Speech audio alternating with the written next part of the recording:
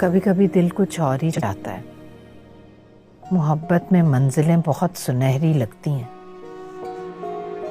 लेकिन वो इंसान को रास्ते से हटाती हैं। किसी से मोहब्बत मत कर बैठना। आप कैसी बातें कर रही हैं? मैं ऐसा क्यों करूंगी? बेटा, मेरा तजुर्बा बोल रहा है। मैं तुम्हारे लिए वो नहीं चाहती जो मैंने जिंदगी से सबक सीखा है। अम्मी, आप परेशान नहीं हो, मुझ पे भरोसा रखें।